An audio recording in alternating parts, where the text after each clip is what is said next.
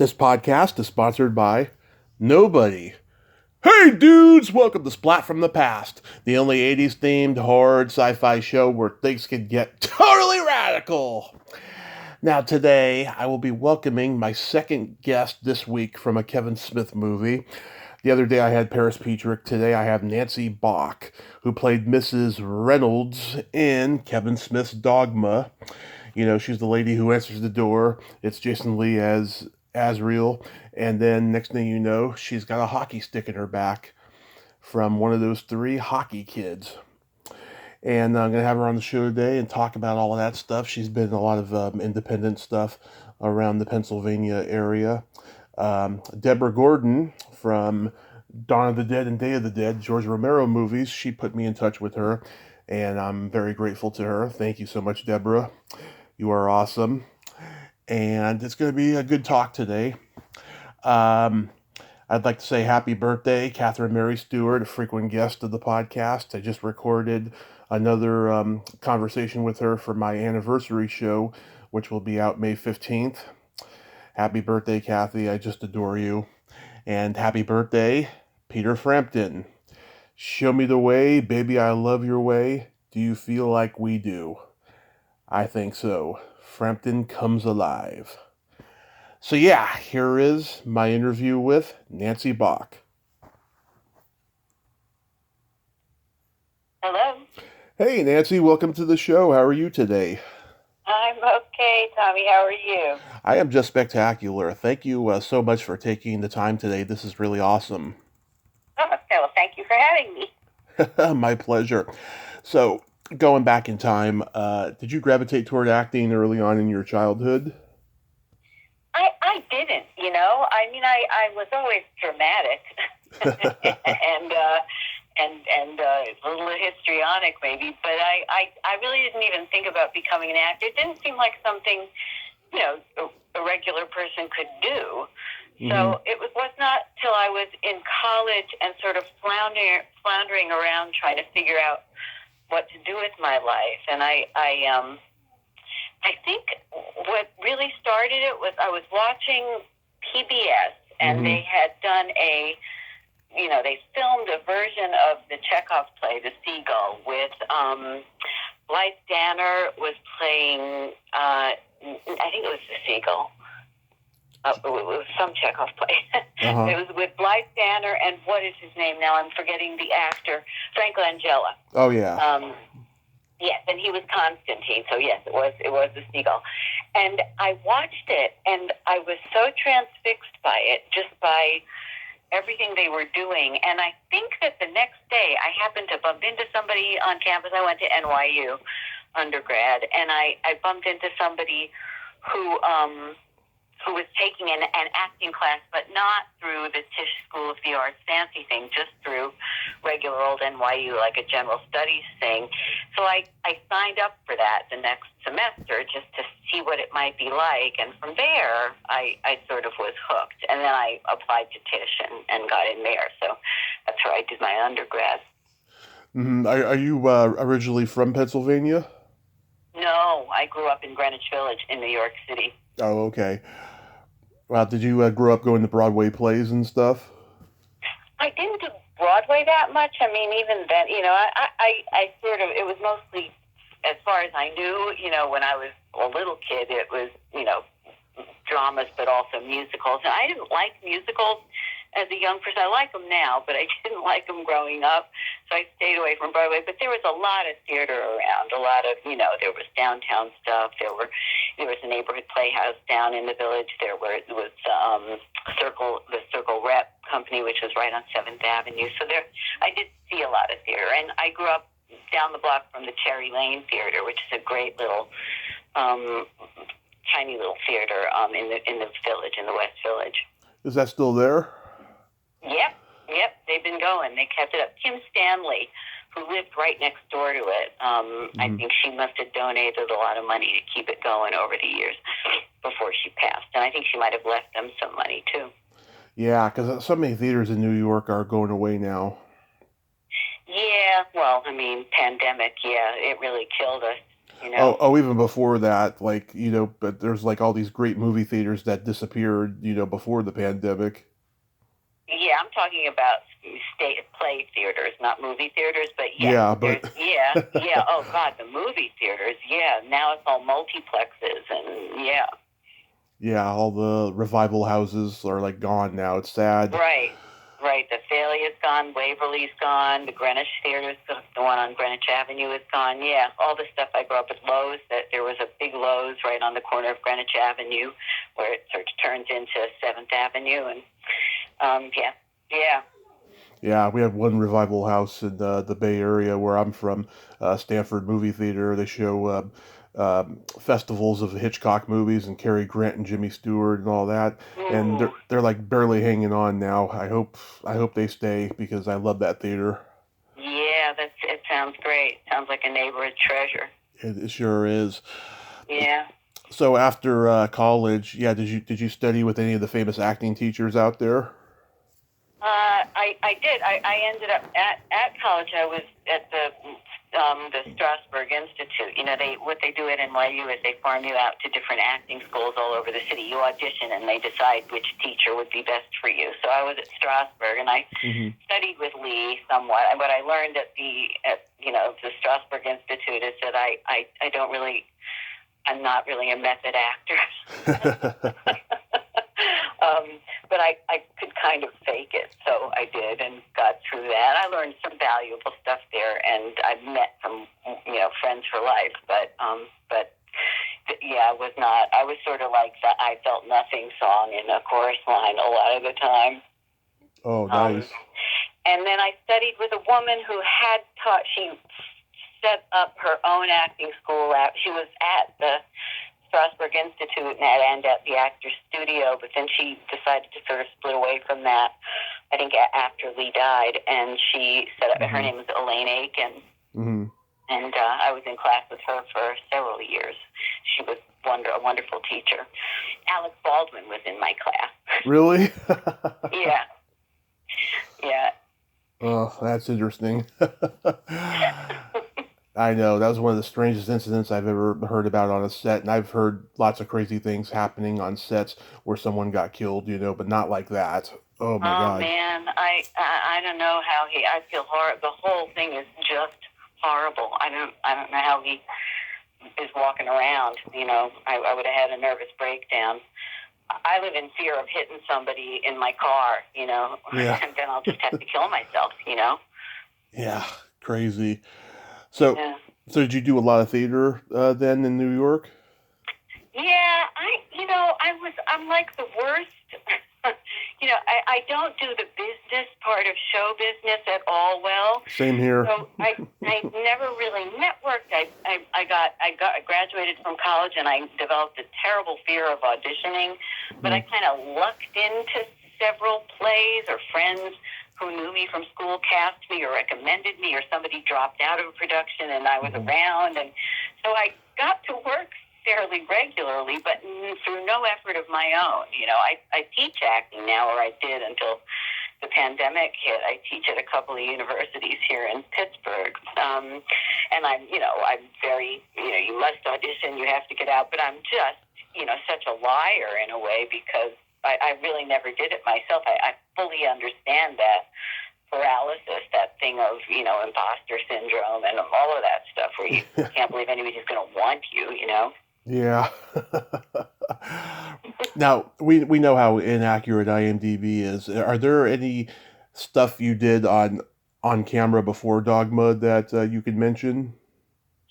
Yeah, I didn't. Dogma was my first experience with like a real big budget and like stars, that were in it. But I got the lead in a local independent. This lovely guy, Greg Rempel, wrote and directed and, edited, I think, his own movie. It was called The Murder, and I really hope there are no copies out there, because God bless him. I mean, he was very encouraging, and he seems to think I was doing wonderful work. But when I have, there's a DVD, but when I watch it, I used to show it to my acting students to show them all the stuff not to do on film that you could get away with on stage. Because I just did a lot of stage acting on that film, and it was not good. Mm-hmm. I don't know what else. I haven't looked at my IMDb. Like I said, I'm terrible at the business, so I don't know what's on there. I did an episode of a thing that's shot here called Outsiders that was on TV. I was character Burnett. And what else did I do? I did a small part in a movie called A Wedding for Bella. Mm-hmm. And I did a big part in a movie with Viola Davis and Maggie Gyllenhaal called Won't Back Down. Yeah. I had a fairly hefty role in that. Well, it wasn't hefty. It was just, for me, it was, more than, I think it was like 20 days of shooting. So that was very cool. Yeah, that is cool. So how do you get cast in Dogma? I auditioned. I had moved to Pittsburgh with my first husband, who I'm divorced from now, but he got a job working here. Mm-hmm. So he dragged me kicking and screaming out of New York to Pittsburgh. And when we got here, I, immediately got pregnant. And so I was sort of busy trying to be a mother in this completely new place. I didn't even know how to drive when I first got here because, man, you didn't need a car in New York. And so I just never learned. So I'm learning to drive while I'm 7 months pregnant, and just, for several years it sort of was all-consuming being this housewife. But then my son was kind of old enough to go to daycare, and he was going to be going to school, and I thought, well, you know what? Maybe I'll, audition for something local. I'll just do, because I had quit acting, like, I don't know, maybe even 5 years prior to that. I just got tired of feeling like a failure, Yeah. So I stopped. So I auditioned for something here. I can't even remember what it was. It's like 30 years ago now, but I got cast in some little thing, and a local agent was in the audience. She saw it, and she approached me afterwards and said, "Do you have an agent?" Which was shocking, and I said no. So I had this local agent, Debbie Doherty, and she sent me out for an audition when Dogma was filming. A lot of it filmed in Pittsburgh, and so I went and I auditioned, and Kevin Smith was there at the audition, and we sort of chatted and got along okay, and next thing I knew, I was in this movie. Wow. So were you a fan of his? I had just seen, I didn't know, I mean, I missed Clerks, I think, but I had just seen Chasing Amy. Yeah. So I had a kind of a sort of a sense of him, although Dogma was a very different movie, obviously, from Chasing Amy, but it was still, so I did know who he was, and I certainly, everybody was buzzing about it in Pittsburgh about Kevin Smith, and he's here, and, so I knew him that way. Yeah. I mean, I love Clerks, I love Mallrats, Chasing Amy, Dogma, all the early stuff that he did, Yeah. I mean, that was fun. Yeah, I mean, I saw the new Jay and Silent Bob reboot. There's a lot of funny stuff in there, but there's just missing the punch that it packed with the Jay and Silent Bob Strike Back, over 21 years ago. Yeah, I guess it was kind of all new when he first did it. He was the first person to do sort of those low budget films like that, right? Well, not the first, but he was riding that wave, Yeah, because he was under Miramax's regime, and his stuff was getting seen. He got lucky really fast. Right, yeah. Taking Clerks to Sundance and all the film festivals, and it just blew up huge. Right, it's amazing, and it is just so much of it is just luck. It's being in the right place at the right time and having a little bit of talent, Absolutely, and he's a brilliant writer. Roger Ebert described him as David Mamet meets Howard Stern. Yeah, he was funny on set too, although, God, the shoot for Dogma, I'm in it. I don't know, I think I say 6 lines. I'm in it for 30 seconds, really, and that shoot took, it was like 14 hours, and it was baptism by fire. It was miserable, because we were shooting in this tiny little house. It was somebody's actual house, and when you weren't in the shot, you had to be outside because it was noisy. Like if you were upstairs, they could hear you if you moved, and so you really had to be outside. And for the whole second part of it, probably for at least 8 out of those 14 hours, I had on my second costume. I'm the lady who answers the door and to Jason Lee, who wants to take over her house as a base of operations, and I get sliced up the back by a sharpened hockey stick, and you see me fall over, and there's this big blood stain on my back. So the second costume was the same raincoat that I had been wearing, but it was with wet, sticky blood.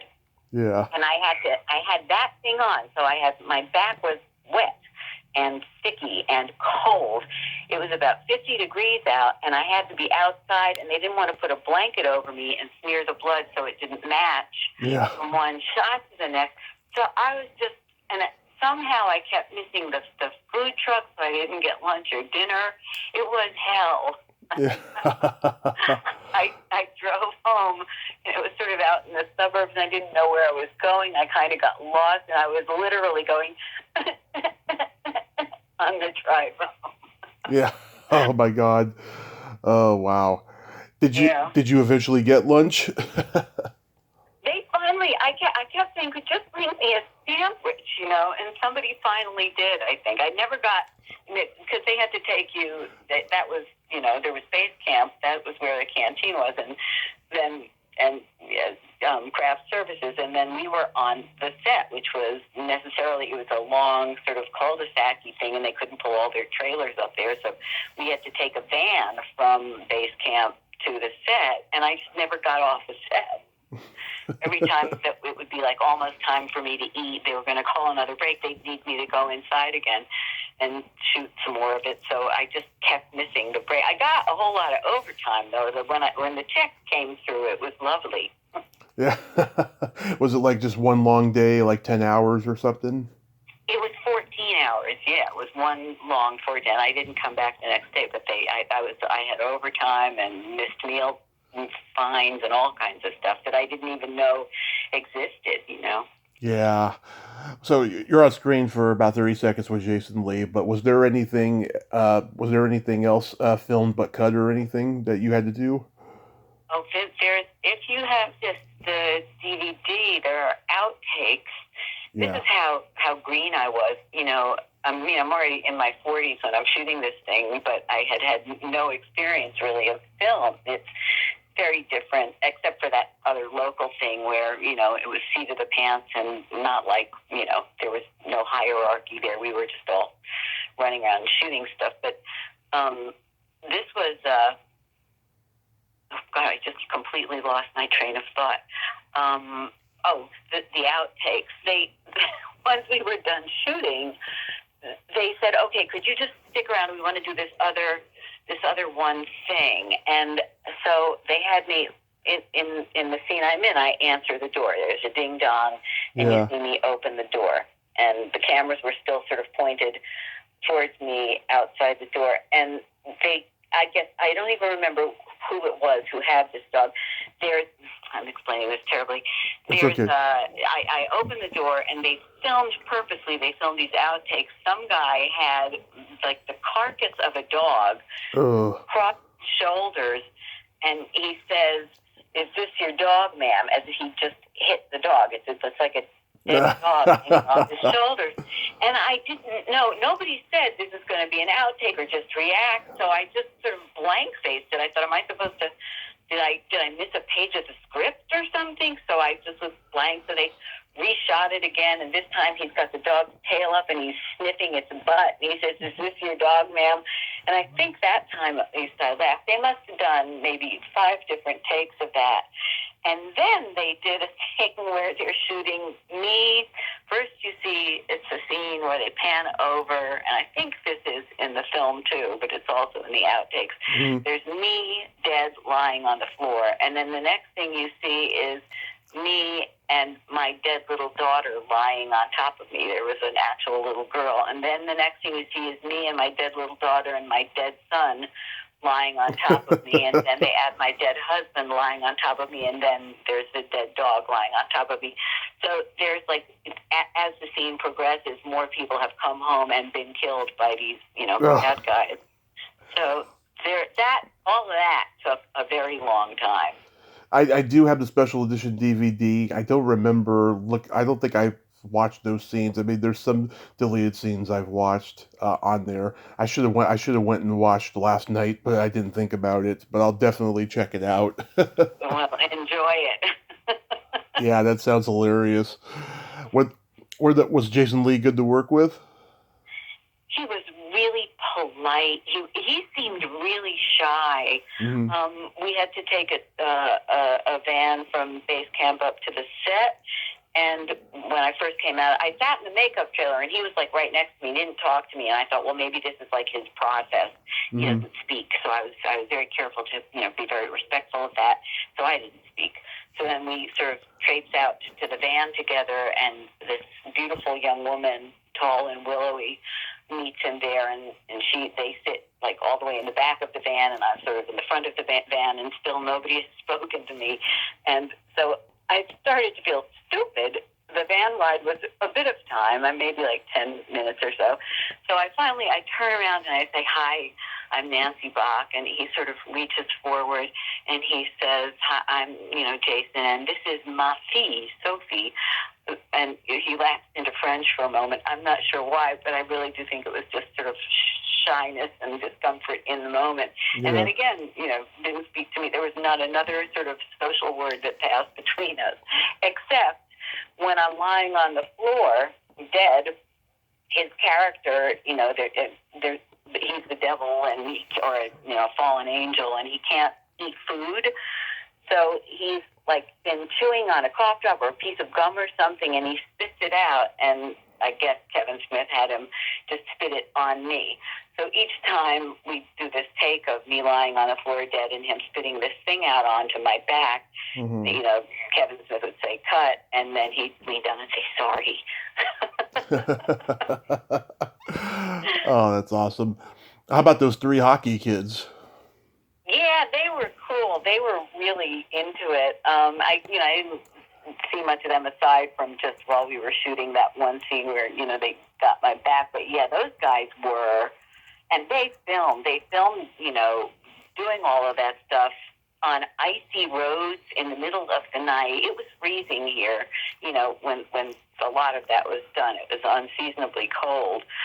So they were sort of fun to be around. They were fun at the closing party.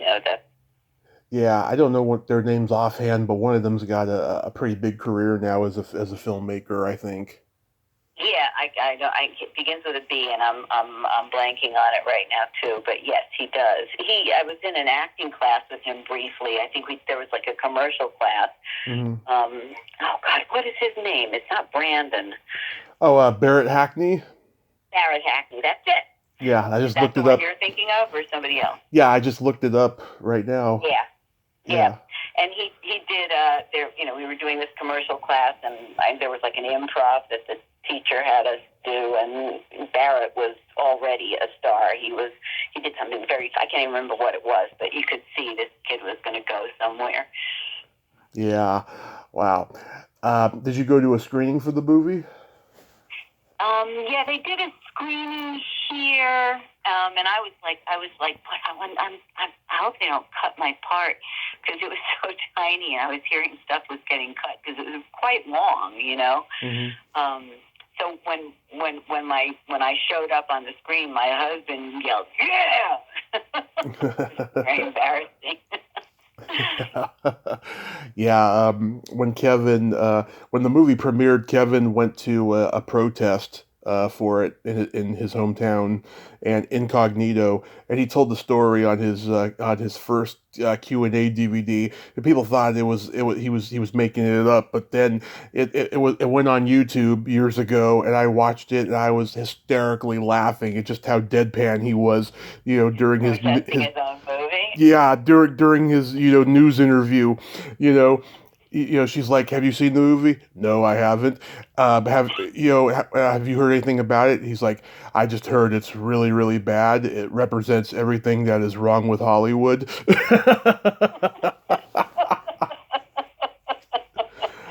That's brilliant.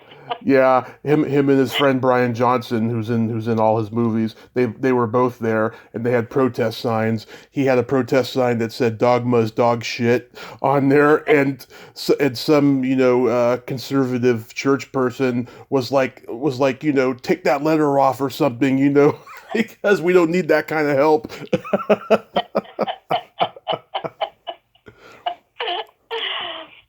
Yeah, George Carlin, he loved his role in the movie.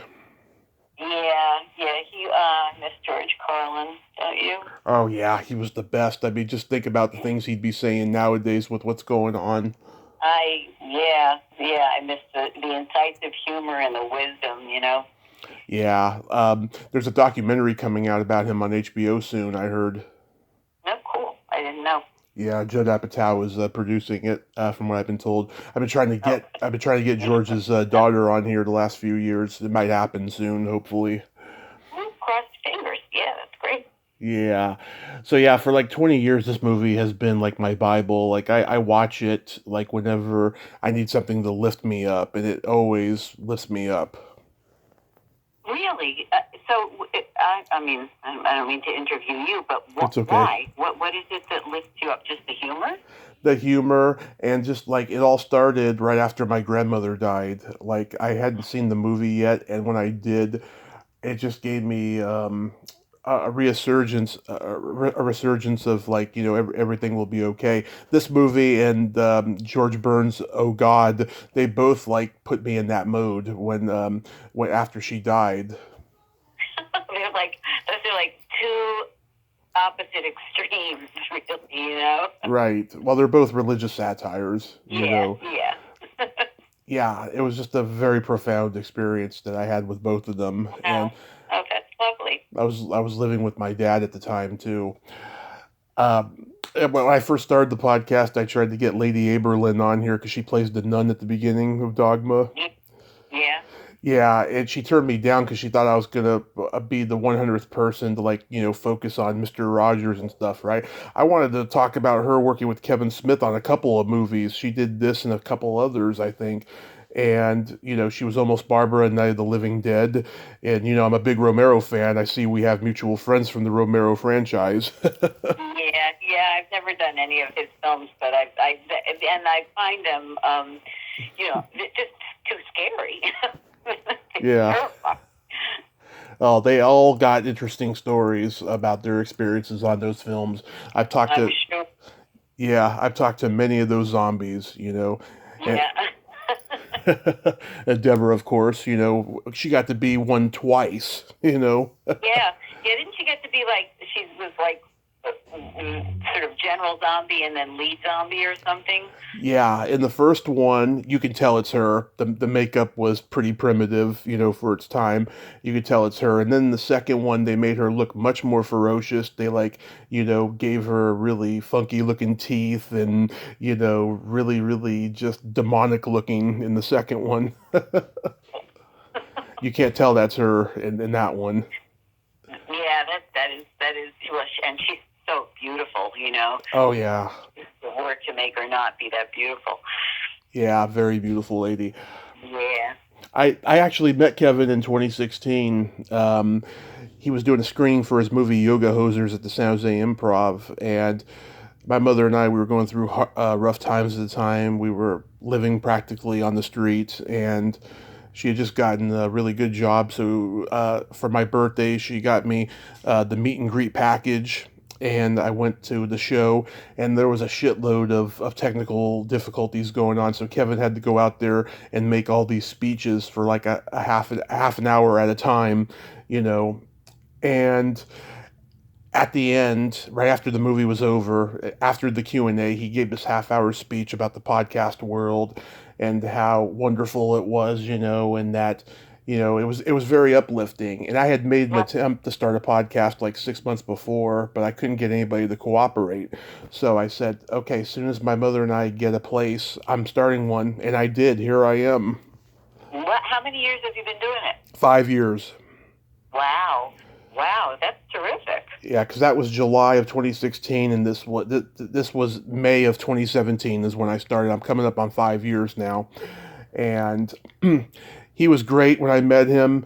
We're in line. It's 12:30 a.m. when we're doing the meet and greet. It was supposed to be done by 10, but because of the technical difficulties, here we are at 12:30. And the bouncer, who's an open mic comedian that I knew, he says, "Please don't ask Kevin any questions, or we'll be here till 6 a.m." So, yeah, because he loves to talk. Right.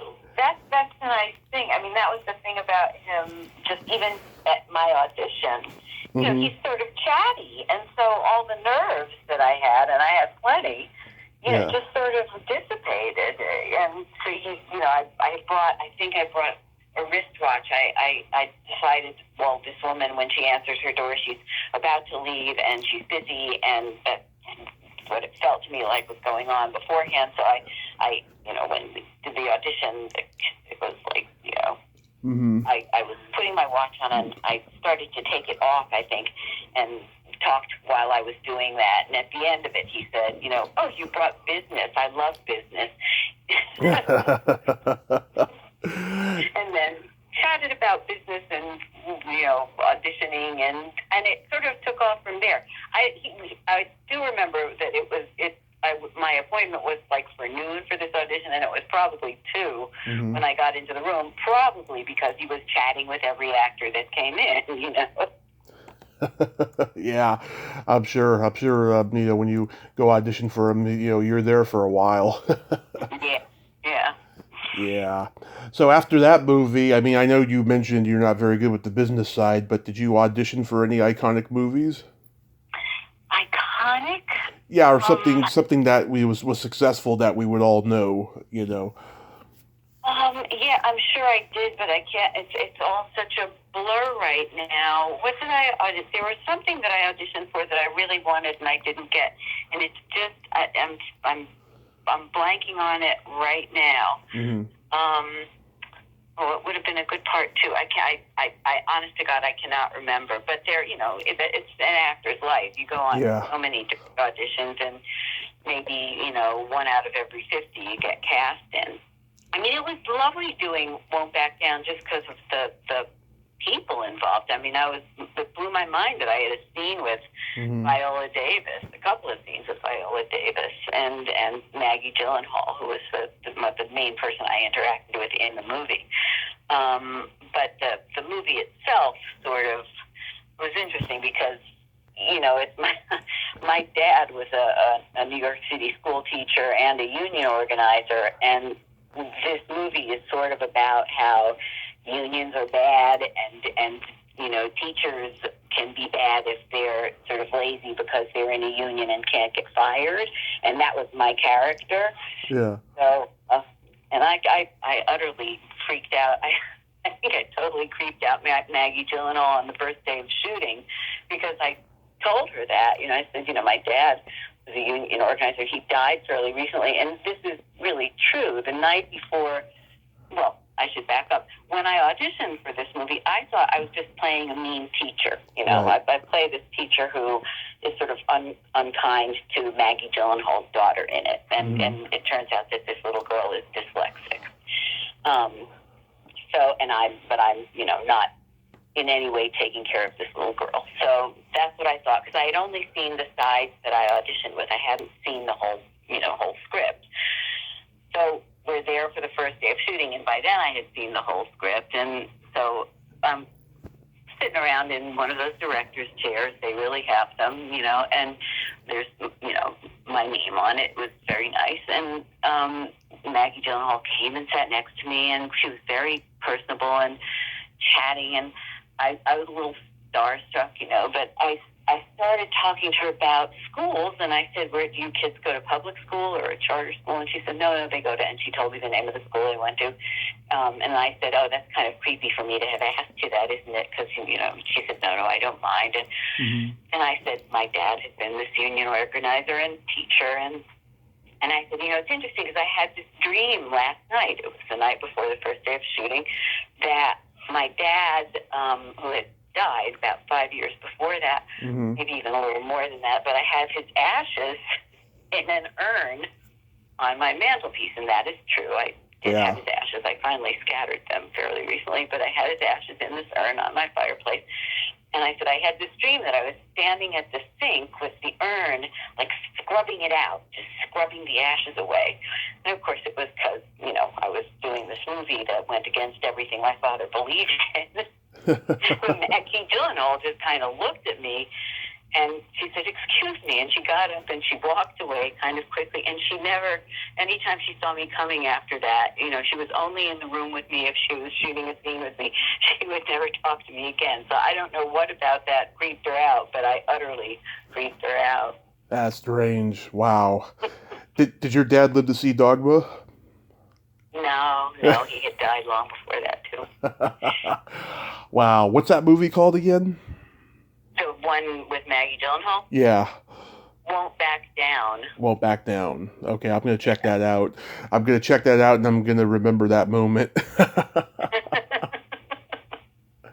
So are you doing any acting or any teaching these days? I stopped teaching when the pandemic hit, mostly because I really felt like, you can't teach kids. You can't teach acting. You can barely teach acting when you're in the same room and unmasked, right? It's really hard to learn how to be a good actor.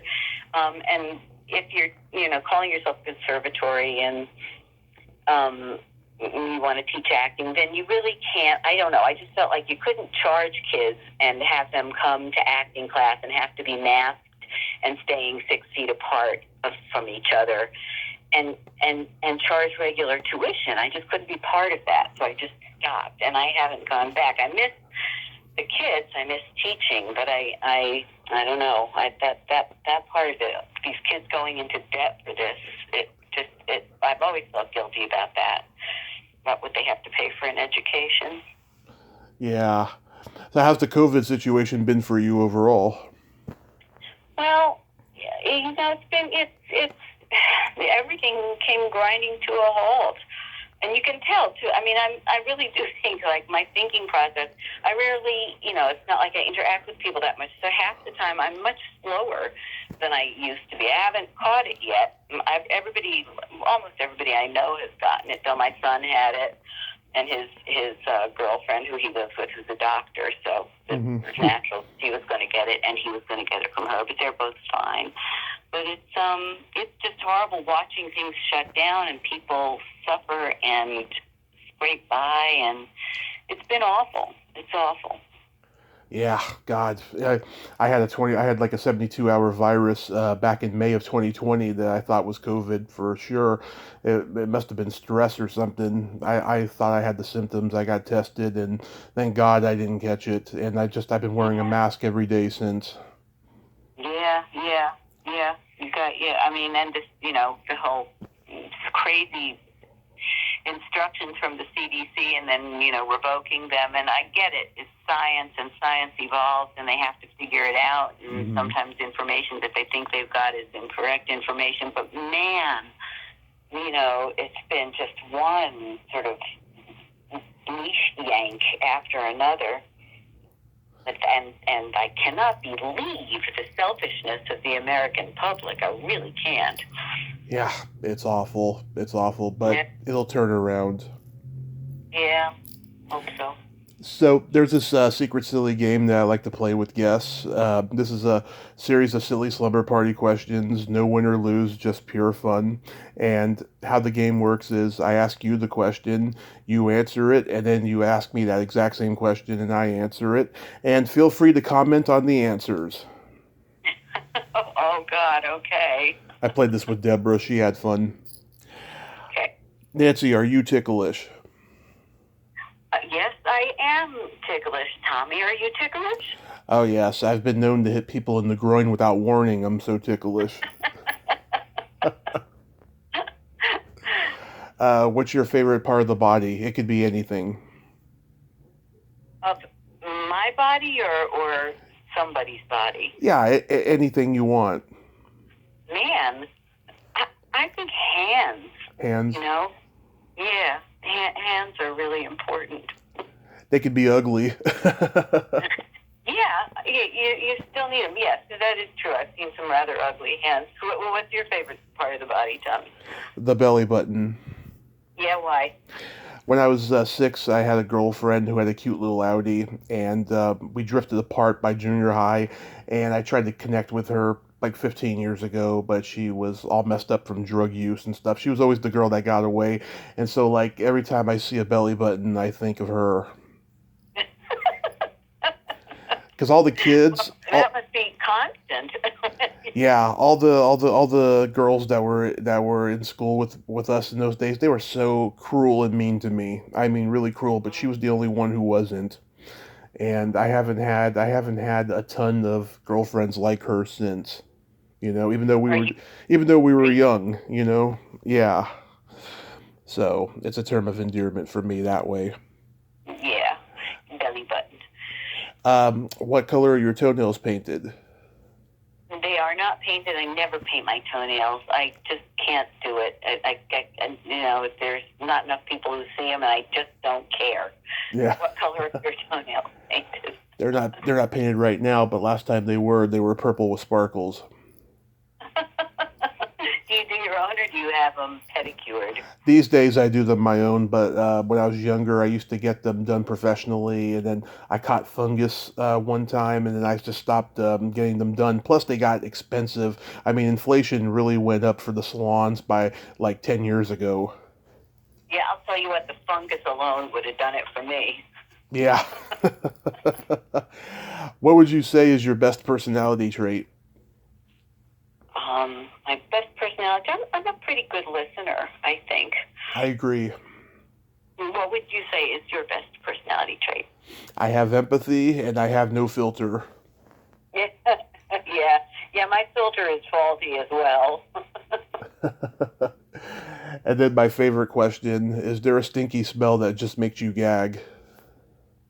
Yeah, it's vomit, you know. I have actually got what I think of as a vomit phobia. I will do almost anything to keep from vomiting myself, and if I do see somebody else vomiting, Yeah. It's very hard for me to keep my own stuff down. Oh, yeah. I know how that What is. about you? It's What is your stinky smell? it's either farts or feet. But farts are so ubiquitous. I mean, you really can't. You can't get in an elevator, right? I mean, Yeah. you always farts. It depends on what you ate, you know. Yeah. Onion farts are really bad. Deborah told me that she could relate to the feet thing because of the shoe store she had, you know. Oh yeah. Oh my God, I never even thought about that. Feet are horrible too. You know, now that I think about it, hands can be ugly, but feet. Can you imagine being like a podiatrist or something? Oh yeah. Well, Ears. I wouldn't want to have to deal with earwax and stuff like that either. I cannot believe we are talking about this. well, there's levels of not being easily offended, and like you have to be a certain level of not being easily offended when you're an actor, and then you really have to be that way to be a podiatrist. Yeah.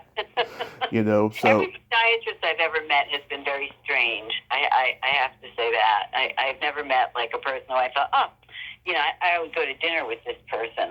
They've all been weird. yeah. How about gynecologists? Gynecologists, I mean, I only go to women gynecologists, and Right. so I feel pretty comfortable with them.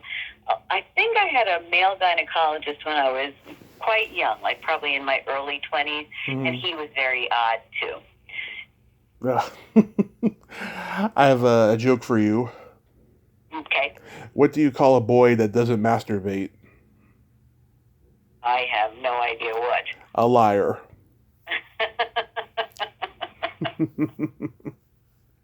Agreed. Yeah. Nancy, thank you so much for coming on today. I'm glad that Deborah could connect us. Yeah, this was fun. Thanks, Tommy. My pleasure. And stay safe out there. And yep, I hope you in the future get a good role in something. And if you do, Yes. you can come back and promote it.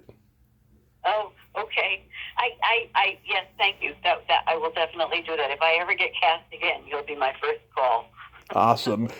Well, you have a great day. Take care. Bye-bye. Bye-bye. Well, there you have it.